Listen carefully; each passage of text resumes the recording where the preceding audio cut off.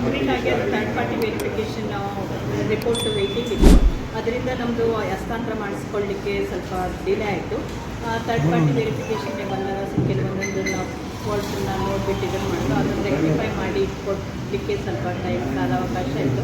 ಈಗ ಅದನ್ನೆಲ್ಲ ರೆಕ್ಟಿಫೈ ಮಾಡಿ ಈಗ ರಿಪೋರ್ಟ್ ಸಿಕ್ಸ್ತು. ಅದಾದಮೇಲೆ ಮೊನ್ನೆ ನಾವು ಹಸ್ತಾಂತರ ಮಾಡಿಸ್ಕೊಂಡಿದ್ದೀವಿ.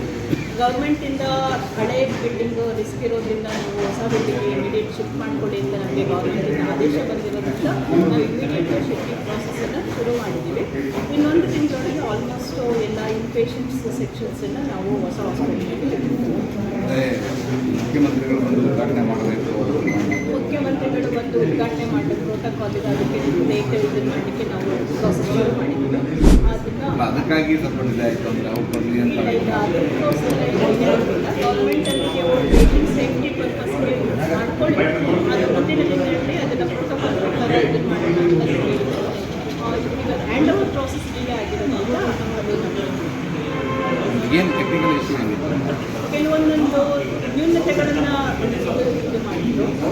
ಗ್ರೌಟಿಂಗು, ಟೈಲ್ಸ್, ಕ್ರ್ಯಾಕ್ಸು, ಅದನ್ನೆಲ್ಲ ರೆಕ್ಟಿಫೈ ಮಾಡಿ ಅವರು ವಿಸಿಟ್ ಮಾಡಿ ಟೋಟಲಿ ಎಷ್ಟು ಇವತ್ತು ಅದು ಟೋಟಲ್ ಪ್ರಾಜೆಕ್ಟು 198.27 crores. ಈಗ ನಮ್ಗೆ ಅದರಲ್ಲಿ ಇಕ್ವಿಪ್ಮೆಂಟ್ಗೆ 27 crores ರಿಲೀಸ್ ಆಗಿದೆ. ಅದು ನಾವು ಟೆಂಡರ್ ಪ್ರಕ್ರಿಯೆ ಆದರೆ ಎಲ್ಲ ಹೊಸ ಇಕ್ವಿಪ್ಮೆಂಟ್ಸು ಅದರದ್ದು ಪ್ಯಾಕೇಜಸ್ ಮ್ಯಾನ್ ಪವರ್ ಫೈನಲ್ ಸರ್ಕಾರದ ಹಂತದಲ್ಲಿದೆ. ಹೊಸ ಹಾಸ್ಪಿಟ್ಲಿಗೆ ಅದರದ್ದೇ ಆದಂಥ ಮ್ಯಾನ್ ಪವರ್ಸು ಅದೆಲ್ಲ ಸರ್ಕಾರ ಅದೇ ಪೇಷಂಟ್ ಕೇರ್ನ ಈ ಉತ್ತರ ಕರ್ನಾಟಕದಲ್ಲಿ ಕೊಡೋದಕ್ಕೆ ಅನುಕೂಲಕರವಾಗಿ ಮಾಡ್ತೀವಿ. ವೈದ್ಯರ ಕೊರತೆ ನಮಗೆ ಕೆಲವೊಂದೊಂದು ವಿಭಾಗದಲ್ಲಿ ಫುಲ್ ಇದೆ. ಸರ್ಜರಿ, ಆರ್ಥೋಪೆಡಿಕ್ಸು ಅದರದ್ದೆಲ್ಲ ಫುಲ್ ಇದೆ. ನಮಗೆ ಸ್ವಲ್ಪ ಡೆಫಿಷಿಯನ್ಸಿ ಇರೋದು ಗೈನಕಾಲಜಿ ಮತ್ತು ಮೆಡಿಸಿನ್, ಅದರಲ್ಲಿ 60 to 70% ಇದ್ದಾರೆ. ರೇಡಿಯಾಲಜಿ ಒಂದು ಮಾತ್ರ ನಮಗೆ ಫುಲ್ಲು ಅದರಲ್ಲಿ ಪೇಷಂಟ್ ಕೇರ್ ಮಾಡಿದ್ದೆ. ಎಲ್ಲ 17 ವಾಕಿಂಗ್ ಇಂಟರ್ವ್ಯೂಸ್ ಆಗಿದೆ ನಮ್ಮದು ಬಿಗಿನಿಂಗಿಂದ. ರೇಡಿಯಾಲಜಿ ಒಂದು ಡಿಪಾರ್ಟ್ಮೆಂಟ್ ಬಿಟ್ಟು ಕೆಲವೊಂದು ಡಿಪಾರ್ಟ್ಮೆಂಟಲ್ಲಿ ಫುಲ್ ಆಗಿದೆ. ಕೆಲವೊಂದೊಂದು ಮೆಡಿಸಿನ್ಸು ಕ್ಲಿನಿಕಲ್ ಡಿಪಾರ್ಟ್ಮೆಂಟಲ್ಲಿ 50 to 60% ಫುಲ್ ಆಗಿದೆ. ಮುಂದಿನ ಹಂತಗಳಲ್ಲಿ ಈಗ ಇಷ್ಟು ದಿನ ನಮಗೆ ಒಳ ಮೀಸಲಾತಿ ಇದರಿಂದ ಪರ್ಮನೆಂಟ್ ಪೋಸ್ಟ್ ಕಾಲ್ ಮಾಡಲಿಕ್ಕೆ ಇದಿರಲಿಲ್ಲ. ಈಗ ಅದು ಸೆಟ್ರೈಟ್ ಆಗಿರೋದ್ರಿಂದ ಮುಂದೆ ರೆಗ್ಯುಲರ್ ಪೋಸ್ಟಿಗೆ ಕರೆದ್ರೆ ಡಾಕ್ಟರ್ಸ್ ಬರೋದು ಜಾಸ್ತಿ ಆಗುತ್ತೆ. ಇಷ್ಟು ದಿನ ಕಾಂಟ್ರಾಕ್ಟ್ ಬೇಸಿಸ್ ಮೇಲೆ ಇಂಟರ್ವ್ಯೂ ಕರೀತಾ ಇದ್ವಿ. ಕಾಂಟ್ರಾಕ್ಟ್ ಬೇಸಿಸ್ ಮೇಲೆ ಒಂದು 15-20 ಜನ ಅಪಾಯಿಂಟ್ಮೆಂಟ್ ಮಾಡ್ತಾ ಇದ್ದಾರೆ. ಕಾಂಟ್ರಾಕ್ಟ್ ಅಂದರೆ ಸ್ವಲ್ಪ ಕಡಿಮೆ, ರೆಗ್ಯುಲರ್ ಅಪಾಯಿಂಟ್ಮೆಂಟಲ್ಲಿ ಬರೋ ಚಾನ್ಸಸ್ ಜಾಸ್ತಿ.